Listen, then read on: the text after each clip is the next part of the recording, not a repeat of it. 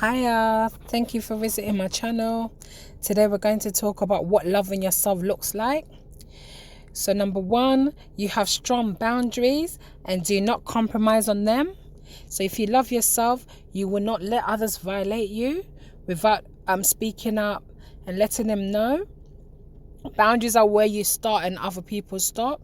So if you have strong boundaries, you will speak up for yourself and you will know when others have crossed them. You eat foods that are healthy. Number two, you eat foods that are healthy for you, for your body, and try your best to maintain a healthy weight. Number three, you love your neighbor as yourself, not more than yourself. Now, this is so important because, it's been overused. Oh, love your neighbor as yourself. And we tend to love others more than we love ourselves. So loving your neighbor as yourself means that you love yourself first, and then you will know how to love the other.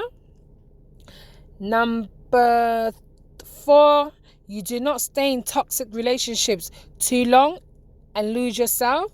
So loving yourself means that you will know when you're being abused. You will understand that this person doesn't love me, doesn't respect me, and you will know when to leave that relationship.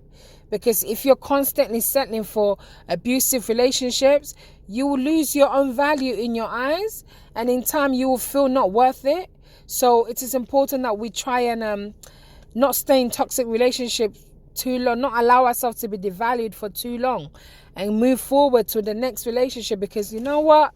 If this person doesn't appreciate you, someone else will. So you have to try and move on, leave that person to be, and move on to the next relationship. Number five, you keep learning about yourself and growing. So yes, get to know who you are as a person, your likes, your dislikes, so that you know how to treat yourself, so you can give yourself what you need. Number six, you constantly practice mindfulness and look after your mental health. So if you love yourself, you will take care of yourself. You will take care of your mental health. You're not going to allow yourself to go to burnout. You will look after who you are. You will make sure that you have the rest that you need, and you make sure that you will go to therapy and get the help that you need to have a mental health, to have your sanity in check, to be in your right mind. Yeah. Number six, you heal traumatic experiences, any pain, so you don't repeat them. Now, this is so important because sometimes if we've been hurt, we tend to become like those who've abused us. So if we love ourselves, loving ourselves means that we get the help that we need. We talk to someone. We help them we speak to them. We open up to them so they can help us to work through our issues, so that we don't repeat that pain or even go around hurting others. You've heard that hurt people, and it's because they have not dealt with their issues. So you healing yourself means that you will literally move forward and not carry on. You wouldn't want to hurt someone. Like, if somebody's hurt me, why would I want to go around hurting other people? It doesn't make sense, does it? But those who haven't healed feel it's necessary for you to feel their pain. It's quite sad, really. So if you love yourself, or in order for you to love yourself, you must strive to heal that side of yourself so that you can move forward with your life. Number seven, you give love and expect love in return. It's easy to love other people and not want anything in return, but this is not right. You're not saying that you need to do to get, but also you need to understand that if you need a two-sided, like, give and take relationship, so not one-sided relationship. So what love you give back, you expect to feel the same love in return. There's nothing wrong with that. There's nothing wrong with that, for you to receive the same love that you give others. Okay, number eight, you avoid one-sided relationships. So this ties in exactly with the first one, that you reciprocate, or you expect others to reciprocate what you do for them. So this is not one-sided relationship. You're not just going to be the one given in the relationship, but you expect that if you give to another person, that they, give and take. Really, the relationship is balanced, and you're not the only one giving. Next, you keep learning, growing, and uplifting others and also yourself. So it's easy to uplift others and show positivity towards others, what about to yourself? What are you saying to yourself? Are the things you're saying to yourself uplifting? Are you kind to who you are? Do you treat yourself nicely? The next one says you don't allow hate to consume your heart. Oh, this is so important because there's so much hate in some people are walking around so hateful because they have not healed. They've become like those who hurt them. So if you love yourself, or in order for you to love yourself, you need to let go of hate. Allow hate to leave your life. Talk about it. You need to never allow pain, revenge, and abuse to get to you to the point where you are hateful towards yourself, towards others. You become no use to the world because you're just filled with hate and bitterness. So if you love yourself, or in order for you to love yourself, you have to let hate go. You have to not allow it to fill your heart, because hate will make you do things that you regret. The next one, it says you do not tolerate abusive people and you avoid them. Oh yes, abusive people. Some abusive people will convince you to put up with their mess because they've been hurt, they've been abused. But guess what? We've all been hurt. We've all been through a lot. Not everyone is going around hurting other people. We know that they say hurt people, but you don't have to put up with their hurt.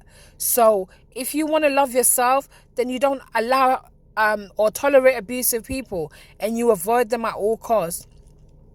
The next one, you stand up for yourself and not wait on others to stand up for you. The next one, you're your own hero. Yes, nobody's coming to save you. You must learn to save yourself. This is so important for us women. We want men to save us. We're looking for, others to save us. But you know what? We are our own hero. We can be there for ourselves. We can make the choices that will get us in better positions in life. We can, make choices and make decisions that will uplift us, so that we do not need another person to rescue us. We can rescue ourselves early before we get to a point where we need a psychologist, or we're even hospitalized. So you have to be your own hero. Yes, the best friend you're looking for is in front of you. It's yourself. Anything that you're looking for in another, try and find it in yourself first, because nobody can do that for you but you. Yeah, the next one is you validate yourself and your experiences. I don't know if you know this. Well, we all know this. I'm just reminding you of what you already know. But sometimes you've been through a lot, and you would tell another person to try and get them to validate what you've been through. So you will try and share your experience with them. But with that experience, they cannot really relate to what you've been through.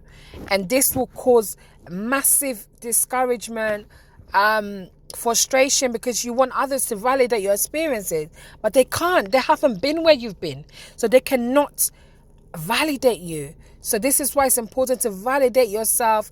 Understand that what you went through is true.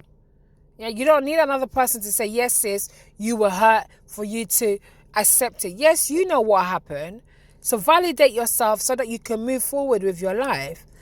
The next one, you are your own cheerleader. Yes, you cheer yourself on. I can do it. I will do it. I'm about to do it. My dreams are becoming a reality. You cheer yourself on.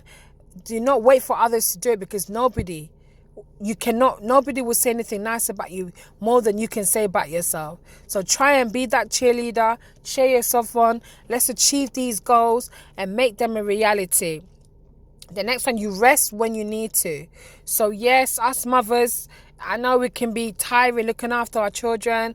They need us. We're always on our feet. But we need to rest when we need to, so that we can be better parents, so that we can show our best self to our family, so that they get to see the best in us. It's easy to be nice to everyone else but your family. But let's be angels at home and angels outside, rather than the devil at home and an angel outside. It's so important. But resting will give you that clarity, that strength, and you'll feel good about yourself to be right to others. The next one, you don't let other people's perception shape you. You have a balanced view of other people's opinion and you think critically. Now, this one is so important in the way that other people or those who are manipulative will try and find a way to shape your perception. Perception is reality, and what you think is how you will view other people and the world. So in this way, not letting other people's perception shape you, is you critically think about what you're told. So let's say a person tells you, oh, you know what, this person's a very bad person, stay away from them. If that person hasn't done anything to you, not saying you should go and be friends with that person, but it's good for you to critically think about what that person has said, analyze their motive and why they've said what they've said. And also, if that person hasn't come across to you that way, maybe you should hold back your judgment before you conclude on who the person is. Because remember, people have different interactions with each other. So that person may be jealous of that other individual, why they're saying what they're saying. It could be many reasons why a person will try and shape your perception. So for you to critically think for yourself, you would avoid being that sheep and being that, that person who anyone can shape. So you'll be able to think for yourself, really. The next one, finally, the last one is you listen to your intuition and trust yourself. So your intuition is listening to your intuition and also trusting it could save your life, really. Because I tell you, not listening to myself sometimes, I always regret it. For you to love yourself, you have to listen to yourself. If you go to a place and you can feel that something's not right, you need to listen to that. You need to listen to that feeling and act on it accordingly. You have to not ignore yourself. You have to take into consideration why you're feeling like this, and maybe there's a hidden message that you may not be able to see it yet, but do not disregard it totally. Stick to it, trust it, and know that you know best for you. And sometimes there's things that you feel or your subconscious might know that you don't know yet. Yeah, so thank you so much for visiting my channel. Please like and subscribe if you like this video. Let's keep learning, let's keep growing and uplift each other. Thank you.